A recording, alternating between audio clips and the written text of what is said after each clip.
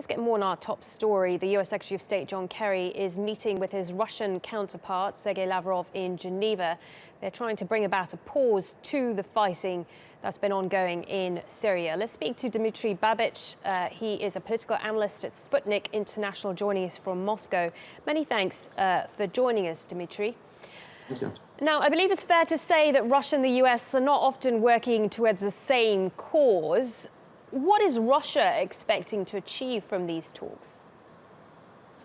Well, I would say that Russia's main interest in Syria is to prevent the so-called Islamic State from being successful and basically spreading its activity not only to Turkey, where it is already active, but also to Russia, to our North Caucasus, and probably to Central Asia. These are all sensitive areas for us. So if the Turkish army in Syria indeed concentrates on fighting Daesh, Russia will only be happy about that. The other problem is the Kurdish minority, because of course Russia has close ties to the Kurdish minority, and our foreign minister said that the Kurds should be represented at Geneva talks, and the Geneva talks should start as soon as possible. So Russia's position is pretty clear, and this is the reason why our foreign ministry expressed concern about what happened on the Turkish-Syrian border, but so far there were no protests from our side.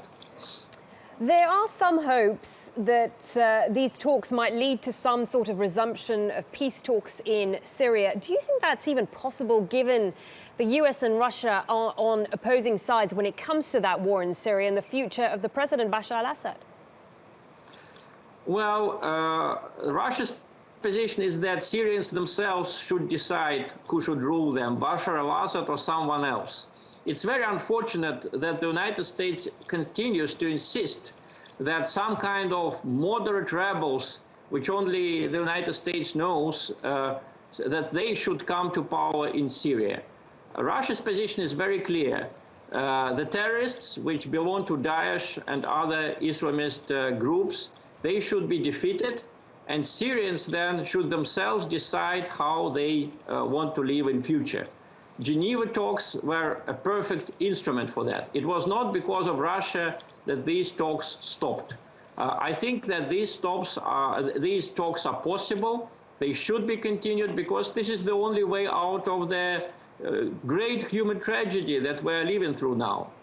In Russia, there is sympathy not only for Syria, but also for Turkey. The terrible terrorist act today, it made a lot of people in Russia sad, because we travel to Turkey very often. We consider Turkey a friendly nation, and we are sorry for what happened today. Okay, well, let's pick up on Turkey. You mentioned the support of Russia's support of Kurds in Syria. How does Russia view Turkey's ongoing move at the moment against the YPG in northern Syria?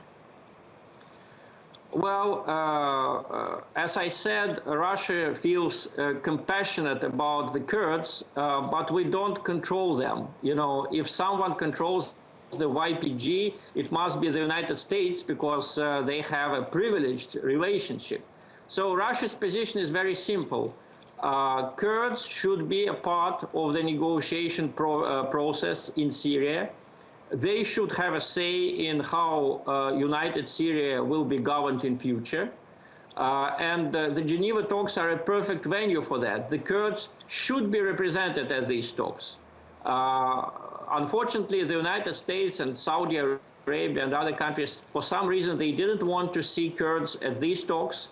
And it would be very unfortunate if the Turkish forces and the Kurdish self-defense start to fight each other in the north of Syria.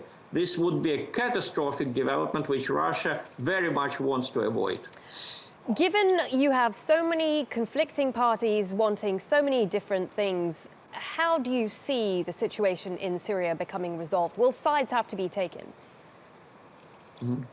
Well, I mean, let's not forget that until the so-called Arab Spring started, and before the so-called peaceful revolution in 2011, Syria was a relatively stable state Okay, maybe not a perfect one, but people were not killed on the daily basis, and refugees were not leaving the country in millions. So I think the way forward is to a return to legality. You know, different factions, including the Syrian government, should sit together and build their life. Other countries such as Russia, Turkey, the United States